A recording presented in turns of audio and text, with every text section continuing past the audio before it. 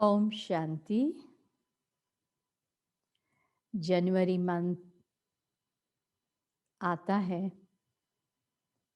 तब ब्रह्मा बाबा की प्यार भरी यादें आ जाती हैं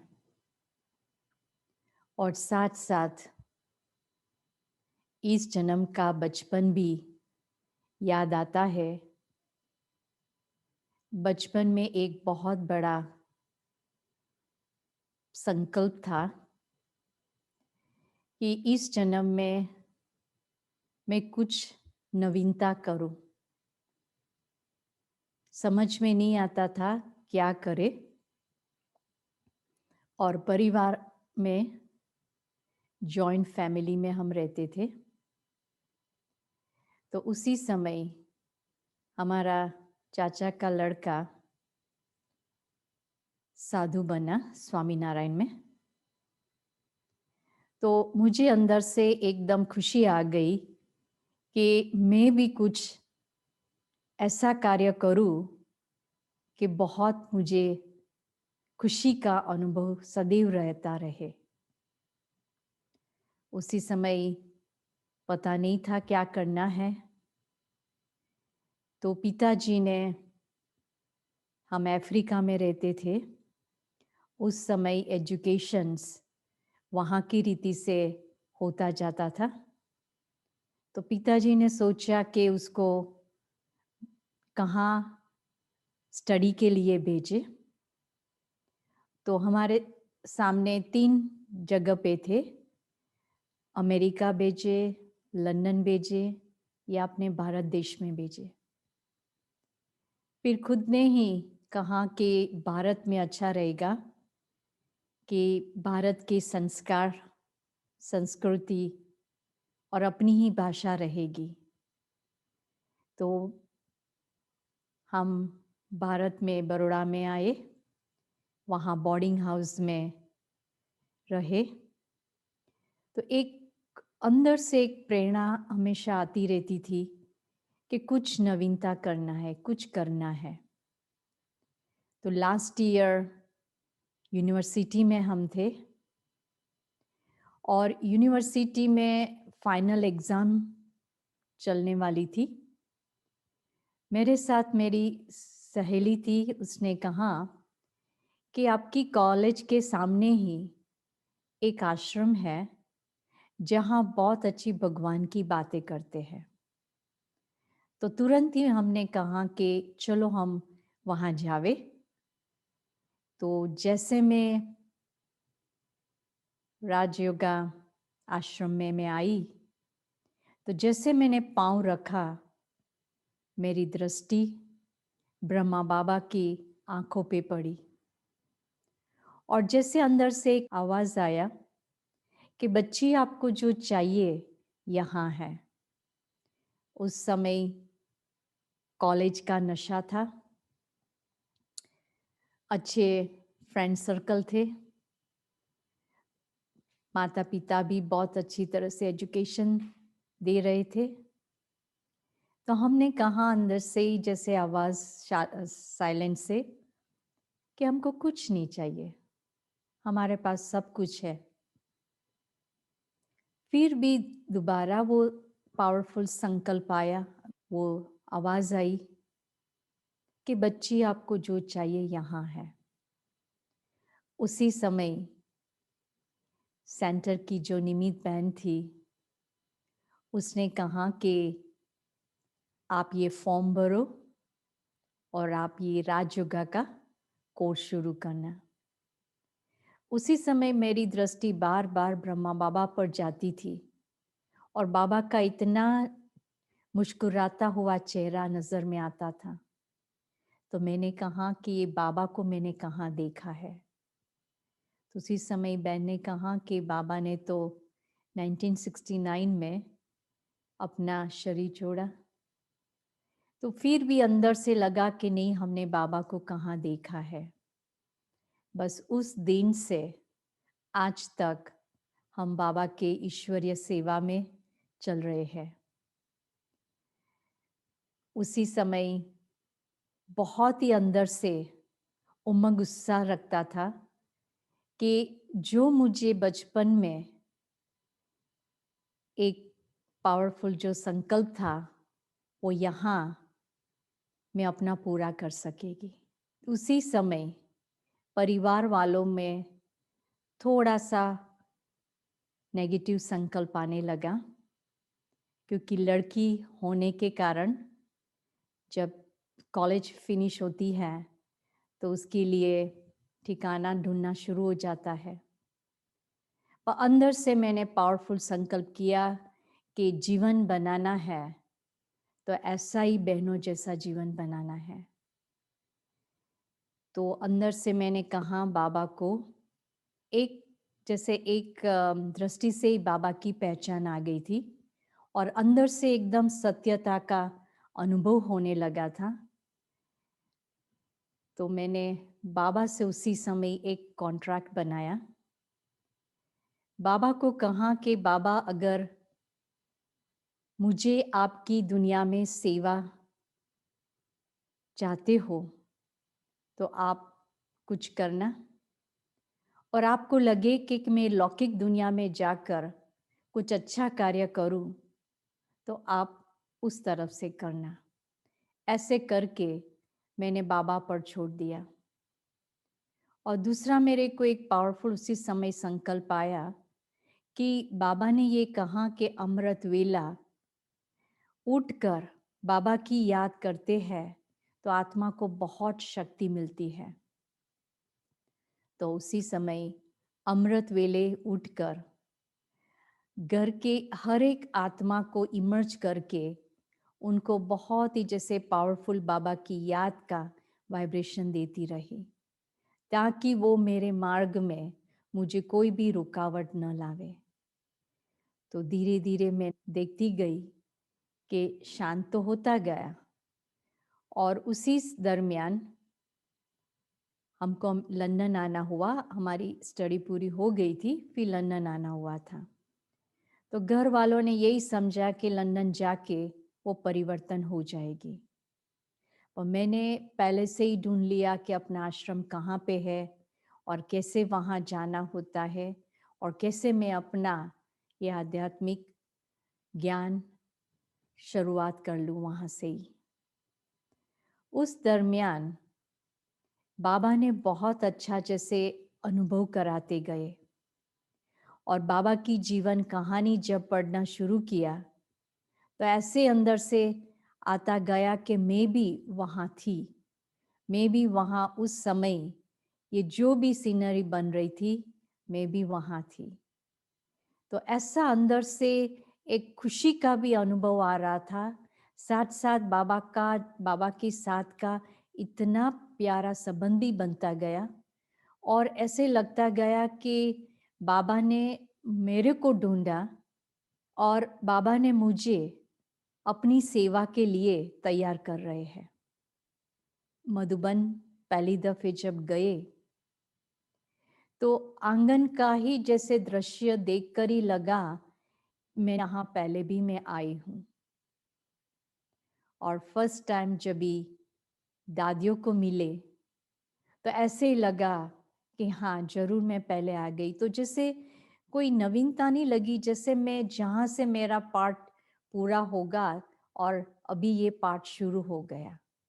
तो इतना नेचुरल लगता था, और धीरे धीरे प्यार भी बढ़ता जाता था, और साथ साथ संतुष्टता का भी अनुभव होता जाता था।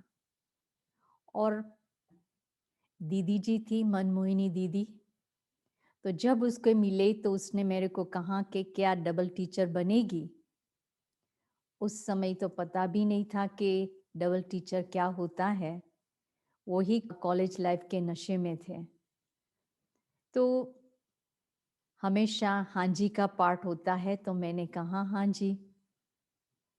और फिर दादी जानकी को उसी समय मिले। दादी लंदन से आई थी, उसको पता चला कि हम लंदन आने वाले हैं, तो बहुत ही खुशी से प्यार से हमको बाकी भी भरी और पावरफुल दृष्टि दिया।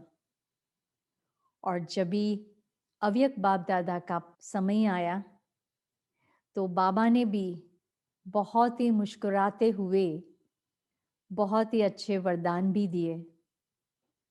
उस समय मुझे कहा गया कि बच्ची, आप कभी भी अपने आप को अकेली नहीं समझना। सदैव ऐसे समझना कि आप कंबाइन बाप दादा की शिव शक्ति हो। सदैव कंबाइंड स्वरूप आप याद रखना। और जहाँ भी आप जाएगी, आपको सेवा ढूंढना नहीं पड़ेगा, सेवा स्वतः ही आपके पास आएगी। तो बाप दादा सदैव आपके साथ है। इतना पावरफुल बाबा ने उस समय दृष्टि दिया, वो आज तक मेरे सामने वो दृष्टि का अनुभव करती हूँ और आगे बढ़ती हूँ। और ये करके फिर हम बाबा से मिलकर लंदन आए। तो लंदन में भी पहले तो लौकिक में रहना पड़ा था। तो लौकिक में भी कोई ज्ञान में नहीं चले, तो रोज सुबह में जैसे सेंटर पे जाना, बाबा का जैसे ज्ञान सुनाना, तो ये बातें बहुत ही अच्छी लगती थी। पता भी नहीं चला कि कैसे ठंडी, क्योंकि लंदन में गए फर्स्ट टाइम बहुत सारा स्नो पड़ा हुआ था और जीवन में पहली दफ़े देखा तो यही अनुभव हुआ कि प्रकृति आप भी ब्रह्मा कुमारी बन गई, क्योंकि हर जगह पे इतना सुंदर सफ़ेद सफ़ेद, पूरी जैसे धरती सफ़ेद सफ़ेद हो गई थी। तो खुशी का अंदर से लगता था कि प्रकृति आप भी ब्रह्मा कुमारी बन गई। तो जैसे कहा जाता है ना कि जिसको आप प्यार करो वो भी आपसे सामने प्यार करेंगे, जिसको आप अप्रिशिएट करो तो वो भी आपको अप्रिशिएट करता है। तो नेचुरली प्रकृति के साथ हमारा बहुत अच्छा संबंध रहा और रहता है अभी भी, कि देख के ही बहुत खुशी लगती है। और बाद में जब भी अमेरिका आने का पार्ट हुआ, तो उसी समय बाबा से फिर से छुट्टी लेने गए थे। तो बाबा ने यही कहा कि बच्ची, सदैव वापिस मेरे को वही अंडरलाइन किया कि कभी अपने आप को अकेले नहीं समझना, बाप दादा आपके साथ है। हमेशा ये अनुभव करना कि आप बाप दादा की छत्र छाया में हो। तो जहाँ भी जाते तो हमेशा ऐसे फील होता बाबा हमारे साथ है। और अमेरिका की लाइफ में शुरू में बहुत ही सारा अकेलापन लगता था, क्योंकि कोई यहाँ बातचीत करने वाले नहीं। सुबह में शुरू में एक दो आत्मा आती थी, फिर पूरा दिन कुछ नहीं होता था। तो उसी समय ये संकल्प आता था कि बाबा, लगता है कि ये आपके साथ का ही अनुभव करने का मुझे समय मिला है, कि जो भी आप मैं अपने आप को प्रिपेयर कर रही हूँ कि आने वाली जो घड़ी होंगी तो बहुत सारी आत्माओं को आपका ज्ञान सुनाना मिलेगा। तो बाबा की बहुत प्यार भरी अनुभव से बाबा रोज रोज अच्छा अच्छा अनुभव कराता था। पर जब भी सेवा बढ़ती गई और अलग अलग धर्म वाली आत्मा भी आती गई, तो कई दफ़े कभी संस्कारों का थोड़ा ऊपर नीचे होता था। तो उसी समय में अनुभव ये अपने आप को कराती थी कि ब्रह्मा बाबा ने 300 बहनों को कैसे संभाला। वो तो अकेला था, भले श्री बाबा उसके साथ थे, पर फिर भी उसने कैसे अपने जीवन को ये सभी बातों से उपराम गए और बाबा ने अपने आप को कोई प्रकार की जैसे स्थिति को नीचे नहीं लाए।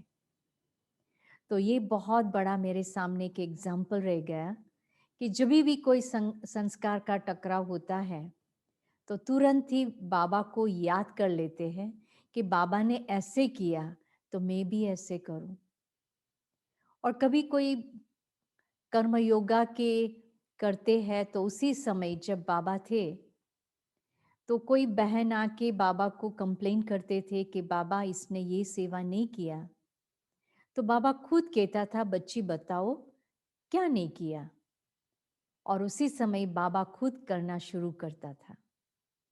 तो ये भी एक बहुत ही अंदर से एक प्रेरणा आई कि कंप्लेन नहीं करना है, कंप्लीट बनना है।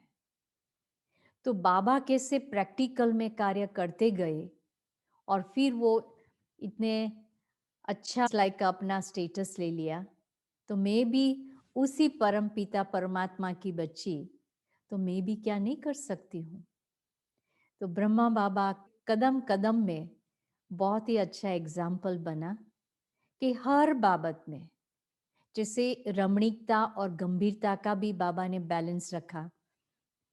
जब खेलना समय होता था तो बहुत प्यार से खेलते थे, जब बाबा की याद का समय होता था तो एकदम न्यारा होके एकदम अपनी निराकारी स्थिति में बाबा अनुभव करता। तो ये बातें बहुत ही प्रैक्टिकल में हर कदम में मैं तो कहती हूँ याद रहता है। और जो सीनरी इस जन्म की नहीं होती, कभी पास का संकल्प आ जाता तो उसी समय ही पास्ट इस पास करके आगे बढ़ने का मौका रहता। तो बाबा ने अपने प्रैक्टिकल जीवन से हम बच्चों का कितना सरल रीति से अनुभव कराते जाते हैं। मैं ये समझती हूँ कि जैसे कहा जाता है कि हमको तो रेडीमेड सब कुछ मिला है, और उसमें कैसे अच्छी तरह से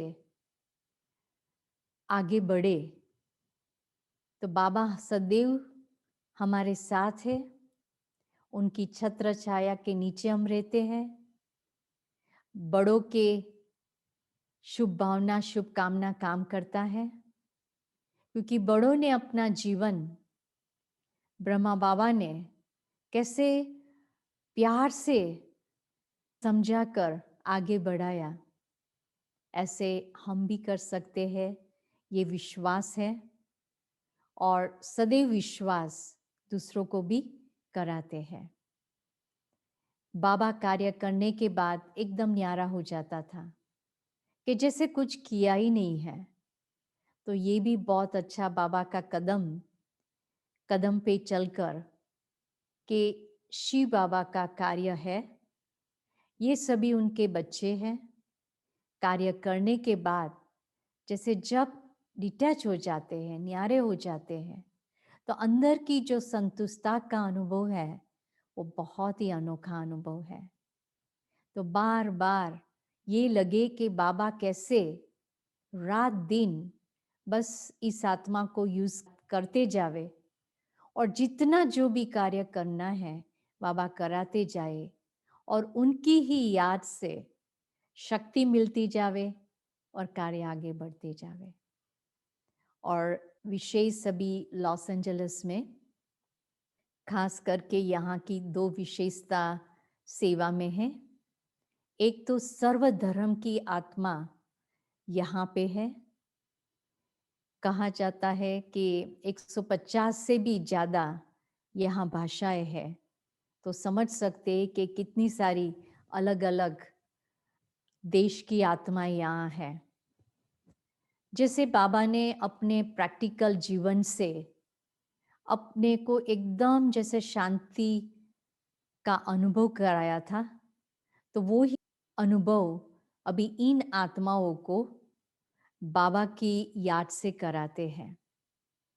बहुत ही अच्छी इम्प्रेशंस अपने संस्था की यहाँ पे है कि जब भी शांति की बात आती है तो यही कहते ब्रह्मा कुमारी आश्रम में जाओ, वहाँ आपको शांति का बहुत अच्छा अनुभव होगा और कार्य आगे बढ़ेंगे।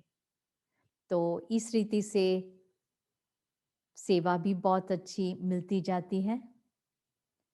और लास्ट करीब 9 मार्च से जो लॉकडाउन रहा है, और उसमें जो हमारा ट्रैवलिंग का समय बच गया, नहीं तो रोज शाम को 3 घंटा जाने का, 2 घंटा आने का, तो 5-6 घंटा ट्रैफिक में जैसे चला जाता था।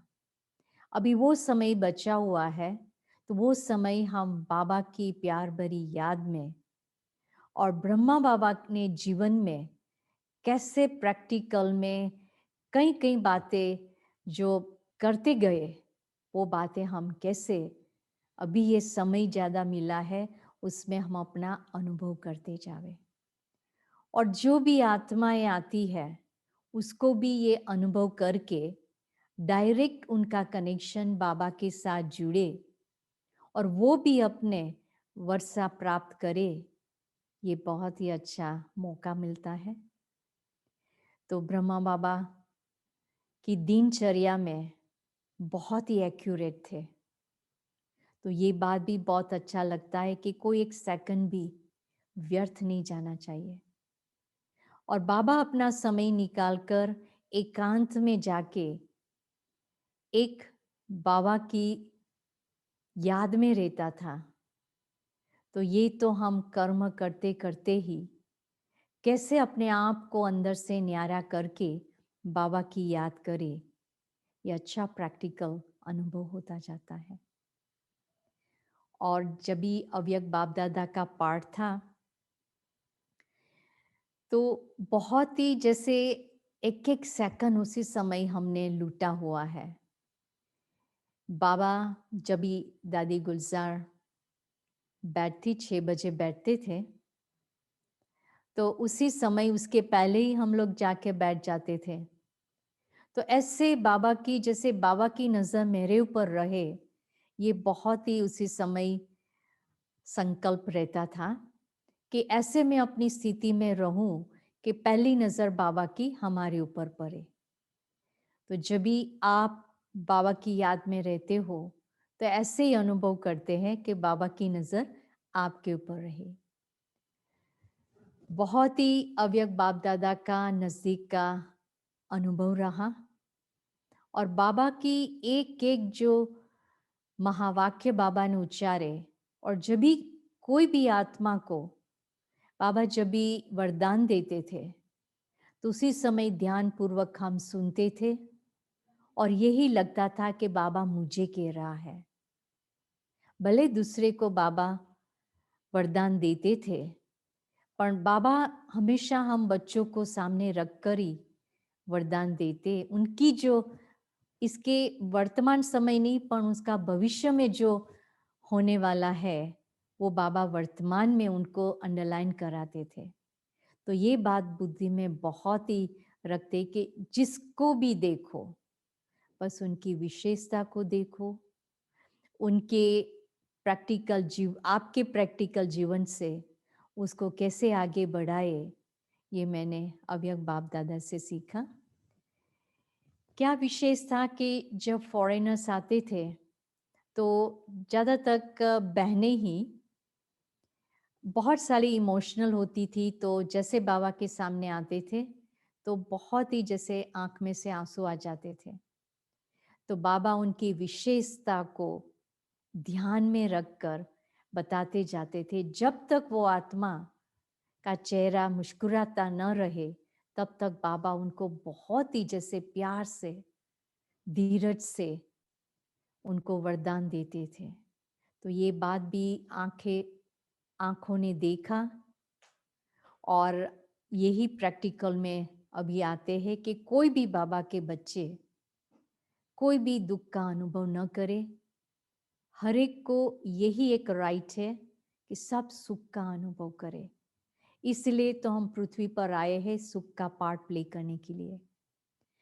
तो ये अव्यक्त बाप दादा से एक एक सेकंड की बाबा के सामने दृष्टि मिलती गई और अंदर से एक प्रकार की जैसे कोई भी नेगेटिविटी होती थी वो धीरे धीरे जैसे निकलती जाती थी।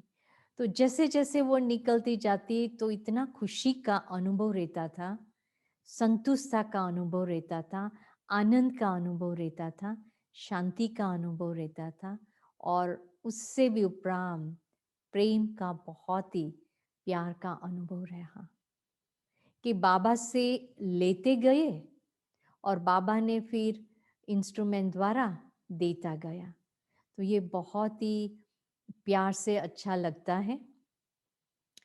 एक बारी संकल्प आया कि मैं भी बाबा के बाजू में बैठूं और बाबा को हाथ में टोली दूं।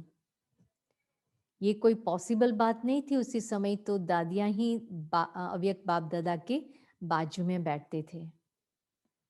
और मुझे पता नहीं कैसे हिम्मत आई, हम खड़े होके, उस समय ओम शांति भवन में अव्यक्त बाप दादा आते थे, तो पीछे जाकर मैं नज़दीक में आई। उस समय दादी रतन मोहिनी दादी जी थी। तो दादी के कान में मैंने कहा, दादी थोड़ा रिफ्रेश होना है, क्योंकि रात का करीब 12 बज गया था। तो दादी जी ने मेरे सामने देखा और उसने खाली इशारा से कहा हाँ। तो दादी गई और मैं बाजू में बैठी। और फिर बाबा ने इतना थोड़ा तिरछी नज़र से देखा और बाबा के हाथ में जैसे टोली देते गए। उसी समय एक एक आत्माएं आके बाबा को मिलते थे, जैसे ग्रुप में होते थे पर एक एक को वरदान मिलता था। तो करीब आधा घंटा मैं वहाँ बैठी बाबा के पास। इतना अच्छा जैसे पावरफुल वाइब्रेशंस, लाइट लाइट का अनुभव रहा, क्योंकि उसी समय जैसे आत्मिकता का बहुत ही अनुभव रहा, क्योंकि सोल कॉन्शियस रीति से बैठना होता है। बाबा भी जैसे बच्चों को मिल रहा है, तो इतनी हाईएस्ट स्थिति का अनुभव उस समय हुआ। फिर जब दादी आ गई तो मैं वापस अपने स्थान पे नीचे आके बैठी। तो उसी समय लगा कि ये क्या हो गया, एक जैसे संकल्प था और संकल्प ही एक सेकंड में जैसे साकार हो गया। तो मैंने बोला कि बाबा को मेरे पर कितना विश्वास है, मुझे भी अपने आप में विश्वास है, तो अभी ड्रामा में भी विश्वास करो। तो ये करके अभी कुछ भी हो जाए, बाबा, मैं और ड्रामा बहुत ही अच्छी तरह से जैसे साथ साथ पार्ट प्ले कर रहे हैं। और लास्ट में मैं ये कहना चाहूँगी कि दादी गुलजार जी को लास्ट में मैं लास्ट मार्च में जब मिले, तो जब आने का समय था, तो उसी समय दादी ने बहुत प्यार भरी पावरफुल बाबा की याद की दृष्टि दिया। वो दृष्टि में बहुत सारा कुछ जैसे राज समाया हुआ था, उस समय मुझे नहीं पता पड़ा, पर मैंने उस समय बस वही एक जैसे दृष्टि दादी मीन्स बाप दादा की जैसे मैं अनुभव करती गई कि बाप दादा दादी के माध्यम द्वारा मुझे ये शक्ति दे रहा है। और जब मैं वापस आई 2 दिन में ही ये लॉकआउट हो गया, और उस समय धीरे धीरे समझ में आता गया कि कैसे अभी दृष्टि की भाषा से सबको ज्ञान भी सुनाना है। तो इतनी अपनी दृष्टि को पवित्र रखे कि एक ही जैसे बाबा, आपके सामने बाबा, आपके सामने आत्मा और सभी बाबा की संतान। और जैसे ब्रह्मा बाबा ने मनसा द्वारा बहुत आत्माओं को जैसे शांति का दान किया, तो ऐसे में वाइब्रेशंस से अभी यहाँ अनुभव करते जाते हैं कि बाबा करण करावनार है, मैं तो सिर्फ निमित्त मात्र करनार हूँ।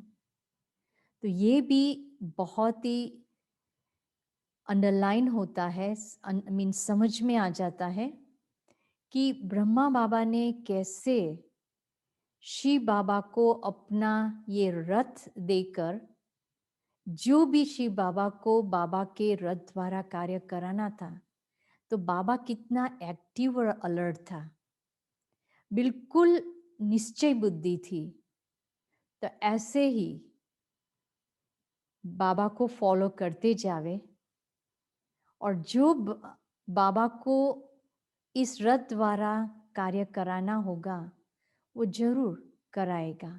सिर्फ मुझे मेरा माध्यम को इतना लाइट, इतना सरल, इतना अवेलेबल रखना है कि जिस घड़ी, जिस समय, न रात को देखो न दिन को देखो, कभी भी जो भी बाबा को कार्य कराना होगा, बाबा जरूर कराएगा। तो ये समझती हूँ जनवरी मंथ आता है तो बाबा की एकदम याद करना नहीं पड़ता है, नेचुरली बाबा की याद आ जाती है।